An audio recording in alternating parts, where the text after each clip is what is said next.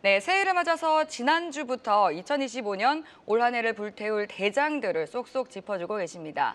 지난주 로봇주에 대한 이야기 반응이 굉장히 뜨거웠는데 저도 정말 흥미롭게 들었었거든요. 오늘은 트럼프 당선인이 러블콜을 했었던 K조선에 대한 이야기 준비하셨다고 네. 들었습니다.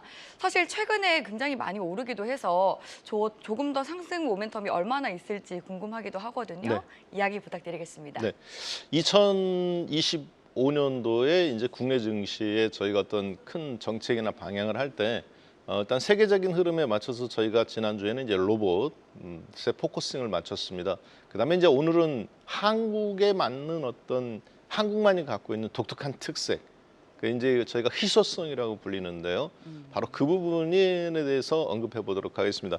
오늘은 바로 그 수익률이 어디에서 나오냐면 바로 미국의 아킬레스건에서부터 시작되는 수익률을 가지고 보도록 할 건데요. 바로 조선업입니다. 그래서 이 조선업은 지난주에 저희 로봇, 그리고 이번 주 조선, 그다음에 이제 향후에 이 양자 컴퓨터라는 주제를 함께 볼 건데요. 일단 조선업은 원래는 이제 소득이 3만 불이 넘어가고 한국처럼 이제 저출산 고령화로 이렇게 선진국으로 건너가는 과정에서는 어느 나라든지 사양 산업에 속합니다. 그래서 이제 우리가 경제학적으로는 이렇게 얘기하죠. 자본의 K 플러스 노동의 L, 이게 이제 대표적인 게 조리법이라든가 그다음에 이제 부품 산업, 그리고 막대한 자본의 거대한 땅에 거제라든가 마산, 이런 울산, 방대한 땅에다가 큰 시설을 투자해서 고정 비용이죠. 자본이 많이 들어가요. 그래서 이걸 K라고 그러는 거거든요. 그런데 고정 비용이에요. 거기에다가 이제 고도의 숙련공들, 용접공이라든가 아니면 페인팅이라든가 고도의 숙련공들이 필요한 거. 그러니까 이제 또 노동 집약적 산업입니다. 그러니까 한국의 저출산과 고령화가 되고 꼭 이게 아니더라도 먹고 살만 하면은 이제 더 이상 그렇게 필요하지 않은 이제 국가적으로 봤을 때 사양 산업이 조선업이거든요. 근데 독특하게 한국은 지금 이 조선 비즈니스가 정주영 회장님 창업 울산 이후에 아마 가장 방대한 앞으로 이 호황기가 향후 10년간은 열릴 가능성이 높다라고 보여지는데요. 왜 그런지 한번 잠깐 보겠습니다. 바로 신냉전 시대로 미국과 중국이 진입했기 때문에 그렇다고 보여지는데요. 특히 트럼프 당선인이 이 부분에 대해서 근데 정확하게 인지하고 있다는 것이 저는 무엇보다 중요하다고 판단이 되는데, 도널드 트럼프 지금 당선인이죠. 이분이 정말 뜬금없는 이야기를 이분이 하셨죠. 인터뷰를 하던 중에 한국의 조선업이 발달되어 있다는 걸 알고 있다, 본인이. 그러니까 반도체 별로 관심 없고, 그건 TSMC로 됐고, 조선을 한국을 전략적 포지션, 파트너로 생각한다는 거거든요. 그래서 한국의 세계적인 군함과 선박 건조 능력을 알고 있다, 이렇게 나왔는데요. 그리고 이제 수출뿐만 아니라 보수, 수리, 정비, 이게 굉장히 저는 중요하다고 보는데 이 부분을 이야기를 했습니다. 그래서 많은 분들은 트럼프가 그냥 알아봐야 얼마나 할 거라 생각하시겠지만, 이게 트럼프 대통령이 예전에 1998년도 6월 5일 날 대한민국의 옥포, 대우조선의 향이죠. 당시에는 우리나라에 방문했는데 이 옥포 조선소를 방문했어요. 그러니까 트럼프 대통령이 우리나라 조선업을 알고 있다, 이게 그냥 단순히 알고 있다가 아니라 어느 위치에 있는지 정확하게 알고 있는 거거든요.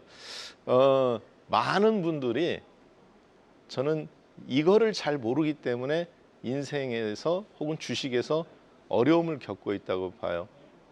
예를 들어서 섬에 있는 사람들은 제주도나 하와이나 혹은 뉴질랜드나 이런 데 계신 분들은 본인들이 누리고 있는 바닷가에 그 해안의 풍부한 자연의 아름다운 공기나 환경을 매일같이 보니까 얼마나 좋은지 모릅니다. 스위스에 있는 사람들도 매일같이 보는 그 스위스 알프스 산이나 별로 좋은지 모르죠. 근데 외부에 있는 사람들은 그게 어떤 가치를 갖고 있는 건지 알죠. 우리가 생각하기에 조선업에 대해서 잘 가치를 몰라요.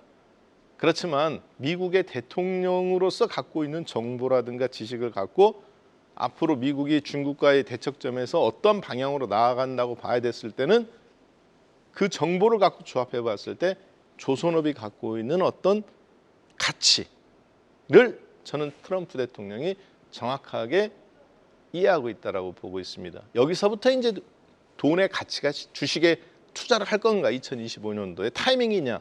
타이밍의 예술인데 주식은 그 타이밍이 나오는 건데요. 근데 그 타이밍을 트럼프 대통령은 1998년도에 이미 우리나라 옥포 조선소에 방문했는데 여기 보시면 옆에 이제 이렇게 저기들까지 다 당시에 가족들까지 동반한 걸로 제가 알고 있습니다. 그래서 잘 이렇게 진행이 되는데 요거는 지금 미국과 중국의 그 해군력입니다. 잠수함과 이제 군함 쪽 이제 항공모함은 미국이 한 14개가 있어요. 중국이 지금 4개가 있고요. 4척이 있는데 다른 거는 핵잠수함이라든가 검은 요 파랑색은 미국입니다. 빨강색은 중국이에요. 잠수함은 잠수함인데 잠수함 중에서도 이제 물속에서 대륙간 탄도미사일을 쏠 수 있는 거는 미국과 중국이 비등비등해요. 2016년도부터는 중국이 미국을 굉장히 따라잡아서 거의 똑같아졌습니다. 그리고 이제 그냥 일반 잠수함은 미국이 좀 앞서 있죠. 반면에 배터리로 가는 소리가 없이 이제 이렇게 할 수 있는 잠수함은 미국은 없는데 지금 중국은 굉장히 그 부분에서 CATL 배터리라든가 게 앞서 있으니까 미국보다 월등히 앞서 있다고 보시면 돼요. 앞으로 그러니까 무인 함정이나 무인 잠수함은 바닷속에 들어오는 사실 중국이 앞서 있어요. 저희가 이제 주목해서 보는 부분은 바로 이 부분입니다. 일반 군함들이에요. 이제 소위 얘기해서 항공모함급이 아닌 그 아래에 있는 급들, 이즈자함부터 이제 그 아래 순양함, 구축함 이런 것들이 있는데요. 여기 보시면은 중국이 2016년도부터 급속도로 앞서기 시작하더니 현재까지 미국을 완전히 따돌렸습니다. 어느 정도 속도로 따라오고 있는지 미국의 그 앞으로 그런데 이거를 바꿀 수 있느냐? 바꾸기가 좀 어려워졌어요. 자, 미국은 현재 1년에 현재 함정 이제 이번 연도 예상이 287척 정도를 대략 예상합니다. 중국은 400척. 그러니까 중국은 마음만 먹으면 1년에 한 100척, 200척은 쉽게 건조를 해내요. 그리고 이쪽 조선 쪽에서 근무하는 인력이 조선 비즈니스, 조선 배 만드는 산업에서 미국은 15만 명 정도 되는데 중국은 한 60만 명 됩니다. 이제 숙련공들이 많이 나온다는 거죠. 그리고 평상시 이 선박 수주량이 2025년도에 미국은 지금까지 5척 정도 수주를 해야 이제 내년도 이번 연도부터 하는 거잖아요. 미리 받은 거. 중국은 1,700척. 그러니까 하루에 예를 들어서 호떡을 5개 만드는 분하고 1,700개 만드는 분, 치킨 5마리 튀기는 분하고 1,700마리 튀기는 분하고 노하우라든가 비즈니스에 대한 시스템의 이해도가 숙련도는 완전히 다르겠죠. 지금 미국과 중국은 그런 단계이고요. 뭐 배 해군 건조 능력도 마찬가지. 그러다 보니까 큰 차이가 납니다. 10년간 앞으로 미국은 지난 10년간 미국은 구축함을 11척 건조했습니다. 반면에 미국은 23척을 건조했어요. 그러니까 중국이 벌써 미국보다 2배 이상 건조 능력을 이미 속도가 그렇게 된다는 얘기고요. 이거는 이제 제 그래프로 한번 뽑아봤습니다. 2020년도를 기준으로 이렇게 그리고 여기가 이제 아까 말씀드렸던 2016년도를 기준으로 이 검은색이 이게 중국이에요. 중국 군함의 함정 수입니다. 그래서 중국은 지금 벌써 누적되는 2030년도까지 앞으로 480척 정도까지 될 걸로 보여지고요. 미국은 오른쪽에 이게 오렌지색이 미국인데 미국은 현재 정체 상태였습니다. 오히려 줄어들죠. 왜 그러냐면 2025년도를 기점으로 해서 보통 군함의 운용 기간이 길면 40년, 짧으면 30년이거든요. 보통 30년 정도에서 40년 사이인데 1980년도에서부터 미국도 군함 그 전부터 대부분 전으로 건조됐기 때문에 2020년도부터 2023년도가 다 퇴역 시기입니다. 그러니까 앞으로 미국은 과거에 만들었던 만큼 만들지 못하면 군함 수가 급속도로 줄어들 수밖에 없는 구조예요. 그러니까 앞으로 5년에서 10년간이 중국은 계속 늘어나고 미국은 계속 감소하는 근데 미국은 이제 그래서 이 부분에서 이게 보통 미국의 갖고 있는 해군 36 함정의 종류들입니다. 항공모함부터 시작해 갖고요. 이렇게 다양한 군함들이 이렇게 있죠. 이걸 가지고 미국이 지금 전 세계 패권을 장악하고 있는 건데 실제적으로 전 세계의 패권을 장악했던 나라들은 지난 2000년간 육군 전투력으로 전 세계 패권을 장악한 나라는 한 나라도 없습니다. 해상을 장악해야 대륙 전 세계 패권을 장악하는 거죠. 사실 그것이 이제 로마 그 옥타비아누스 해전부터 시작해서 안토니우스 그래서 이제 로마 황제 패권부터 시작하는 거죠. 그리고 스페인 함대, 영국 함대, 그리고 러시아 함대 뭐 이런 부분들이 러시아도 러일 전쟁에서 해군력이 지고 나니까 완전히 그때부터 몰락의 길로 갔잖아요. 지금 미국도 이제 그런 히스토리들을 쭉 전 세계적으로 있기 때문에 중국도 마찬가지고 그걸 알고 있어요 서로. 그래서 단순히 대만을 놓고 미국과 중국이 뭐 전쟁을 한 해 만에 이런 얘기가 무슨 얘기냐면 결국은 해군력에 대한 테스트거든요. 근데 중국은 지금 굉장히 이 부분에서 앞서고 있는데 해군력을 운영하려다 보면은 돈이 있어야 되죠. 근데 미국은 현재 대략 전 세계 GDP의 지금 27조 원 정도가 미국이 차지합니다. 중국은 17조 원. 차이가 나요 아직까지는. 그런데 3등인 유럽, 독일은 4조 5천억 달러입니다. 이게 1조 달러는 얼마냐면 한국 돈으로 1,450조 정도 된다고 보시면 돼요. 그러니까 10조 달러면 1경 4,500조 원이죠. 자, 우리나라는 현재 이제 13위 정도, 1조 7천억 달러. 환율로 계산하면은 한 이제 2,300조 원 정도가 우리나라의 GDP다. 1년 GDP라고 보시면 되는데요. 중국을 그러면 독일이라든가 영국이라든가 뭐 인도라든가 일본이 다 합쳐봐야 겨우 중국을 상대할 수 있는 GDP예요.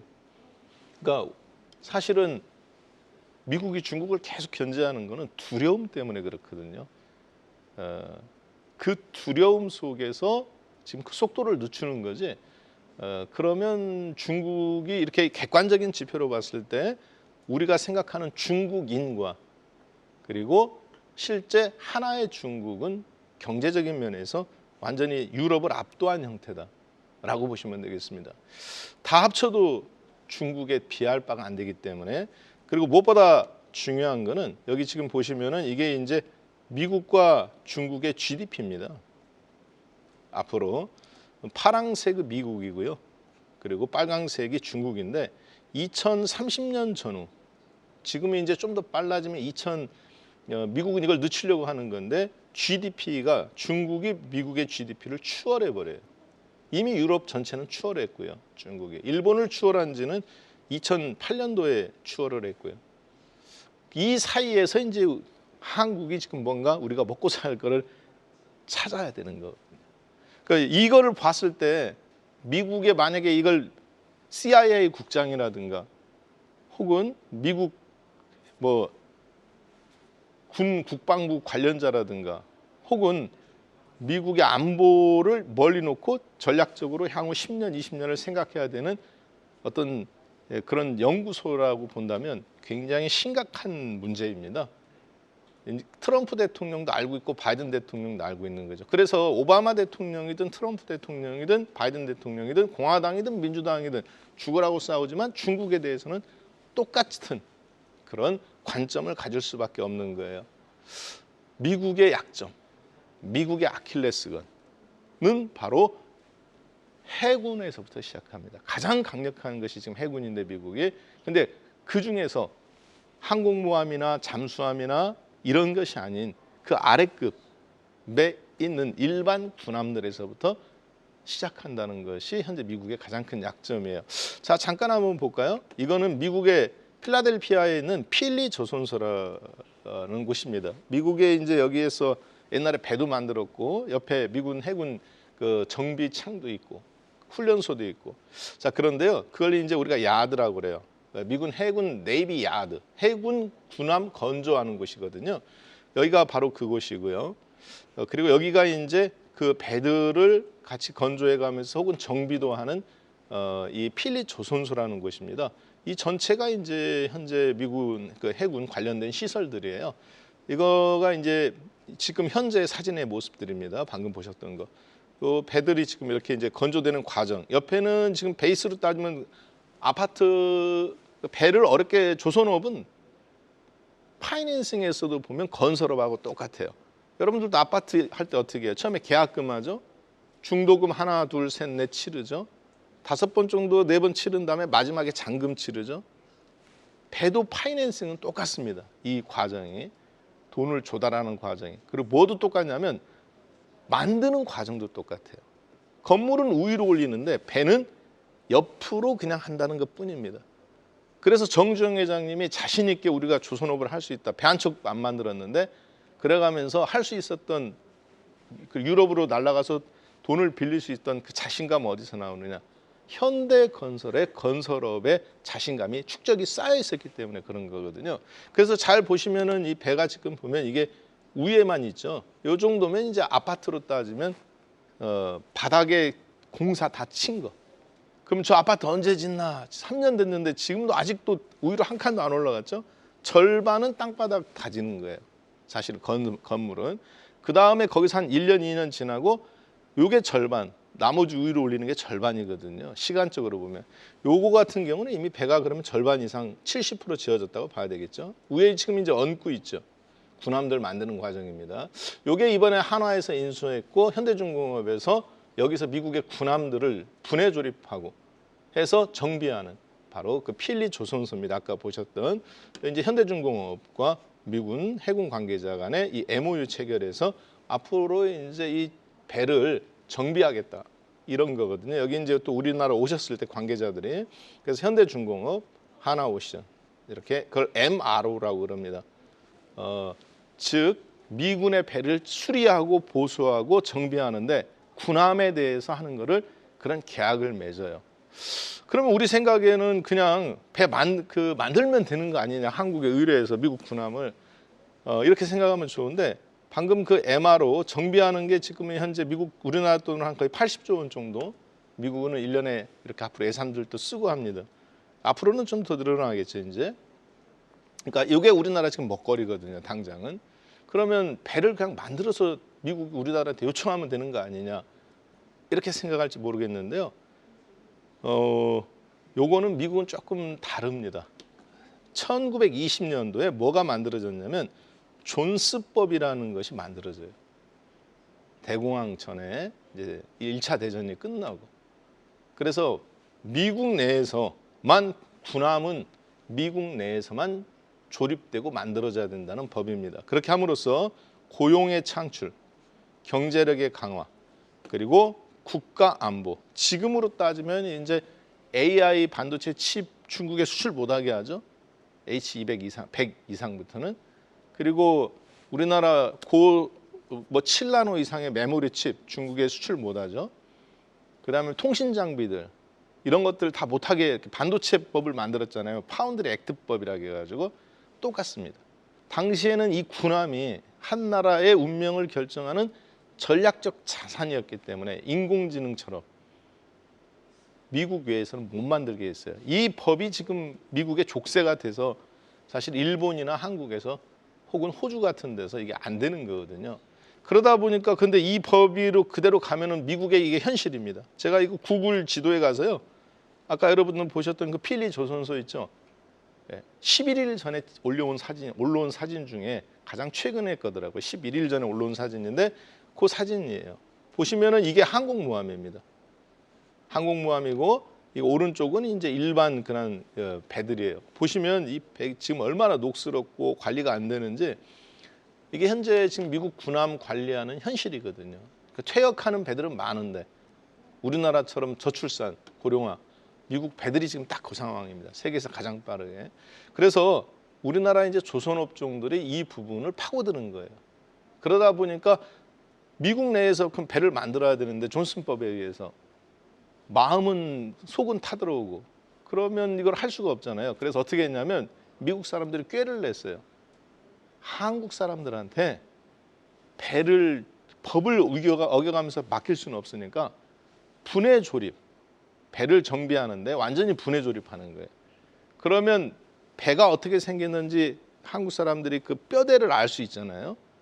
그래서 지금 현대중공업 하나오션에서 아까 보시면 그 MRO라고 해서 배 정비하는 비즈니스, 요거 현재 약 2024년도에는 이 시장이 지금 78조, 2029년도까지는 거의 한 이제 86조, 90조 가까이 커지는 요거를 맡기기 시작한 겁니다. 그래서 다양한 배들을 분해 조립하고 정비 보수하고, 그러면 배가 이렇게 만들어졌고 포는 여기에 올라가고 레이더는 여기에 올라가고 어뢰는 여기에 들어가고 알 수 있게 되는 거거든요. 법도 지켜가면서 알 수 있고, 만약에 유사시면 한국이나 이런 데서 바로 배를 만들 수 있도록 그렇게 조치를 해준 겁니다.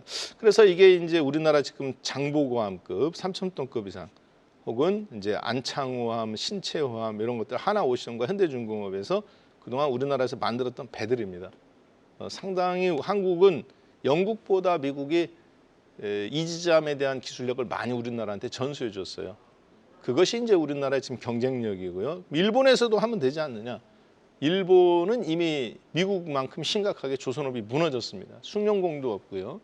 시설들도 많이 도태됐기 때문에 그걸 할 수 있는 데는 중국과 한국뿐인데 중국에 맡길 수는 없잖아요, 미국이. 그래서 한국밖에 지금 조선업을 미국을 도와줄 데가 없다. 그리고 현대중공업, 그리고 현대사무, 현대미포조선, 삼성중공업, 한화. 현재 이제 2024년도에 목표했던 거를 현재 수주를 얼마만큼 달성했는가? 현대중공업은 94%까지 올라왔네요. 하나오션은 77%. 이게 10월달 기준이기 때문에 이런 기준으로 본다면 우리나라 조선업들이 뭐 어느 정도 목표를 거의 다 달성해가면서 아마 흑자로 이번에 다들 더 확산될 걸로 보여집니다. 그래서 이런 군함이 없더라도 실적들 면에서 봤을 때 잘 하고 있다. 그리고 이제 이건 하나오션이에요. 하나오션 이 특수선이라는 건 아까 보셨던 그런 군함이나 잠수함들을 말하는 건데요. 현재 2024년도에 최근에 이렇게 급속도로 늘어났고 2030년도까지 약 3배에서 4배 정도, 1,000억에서 2,000억 되는 게 아니라 1조 원 이상에서부터 3조 원 그 이상까지도 앞으로 늘어날 수밖에 없다. 그래서 조선업에 대한 관점은 앞으로 5년에서 10년간 상당한 특수선, 군함 쪽에서의 수혜가 예상된다. 그래서 저희들의 2025년도 조선주에 대한 접근은 바로 대체 불가능한 기업에 투자하는 거. 요 전략적입니다. 그런데 그 대체 불가능한 지점은 뭐냐? 바로 미국의 약점이에요. 아킬레스건. 이게 평상시에는 약점이 상관없습니다. 치료하고 하면 되니까. 근데 지금은 중국과 전쟁을 앞두고 있는 부분이니까 이 약점을 누군가 보완해 줘야 되겠죠. 바로 그 부분이 한국의 조선 파트너다. 그래서 국내에서 앞으로 조선업에 관련된 부분이 이미 약간 올라오긴 했습니다만 향후 5년에서 멀리 봤을 때 10년간 우리가 생각하는 것보다 훨씬 강력한 수급들이 계속 예상된다. 그래서 여러분들한테 지난주 로봇주들 하고 양자 컴퓨터는 세계적인 흐름이고요. 국내의 독특한 흐름이 바로 이 조선업에 있다. 그래서 트럼프 대통령의 취임을 앞둔 20일 앞둔 전후에서 국내 조선업들이 아마 대부분 최근 3년 내 5년 내 고점, 신고점은 아니지만 3년 5년 최고점을 뚫을 수밖에 없는 그런 구조라고 보여지고요. 이 부분이 앞으로 우리나라의 반도체와 더불어서 새로운 기존의 육상 방산업과 더불어서 반도체 방산이 작년도에 흐름이 있었던 것처럼 조선은 이번 연도에도 더 방산주의 궤보를 이어갈 수 있지 않나 그렇게 판단이 됩니다. 그래서 2025년 여러분들께서 반드시 최고의 이 관심 섹터로 볼 만한 조선업종 살펴보았습니다.